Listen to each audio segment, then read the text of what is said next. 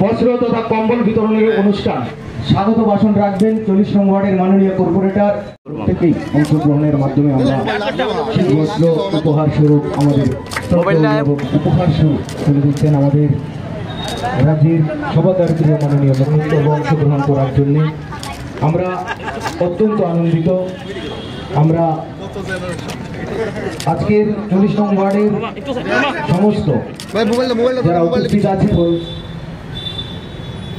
মানুষের সাথে থাকাটা সবচেয়ে বড় কথা। সময়ে সময়ে যখন আমরা মানুষের সাথে কাজ করি, এতে করে মনের মধ্যে যে একটা আত্মতুষ্টি, সেটা কিন্তু বলার অপেক্ষা রাখে না, এবং একটা মানে ফিল গুডের যে চিন্তা ভাবনা, সেটা কিন্তু চলে আসে।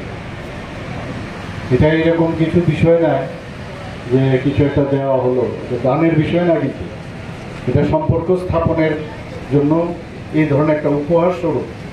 যেহেতু আমরা জানি এখন শীতের সময়, এটা দিয়ে যদি খানিকটা যদি সুবিধা হয়, এই সুবিধার মাধ্যমে একটা সম্পর্ক স্থাপন।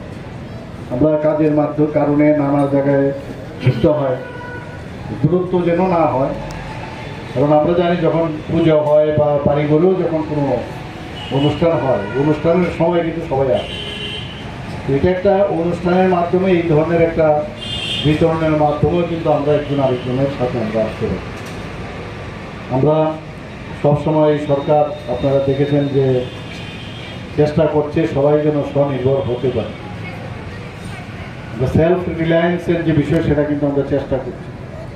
বিশেষ করে মা বোনদের যে আর্থসামাজিক উন্নয়ন গ্রামে গঞ্জে আমরা সেটা চেষ্টা করছি, এবং সেটা কিন্তু মাননীয় প্রধানমন্ত্রীজিও চাইছেন যে মহিলাদেরকে তাদেরকে সেলফ রিলায়েন্স করতে হবে, তাদের শক্তিশালী করতে হবে, তাদেরকে ক্ষমতায়ন দেওয়া দরকার। যেখানে 50%-এর উপরে আমাদের ত্রিস্তরীয় পঞ্চায়েত আপনারা দেখবেন মহিলাদেরকে বা যে আসন সংখ্যা, এবং তারা জিতেছেও সেখানে।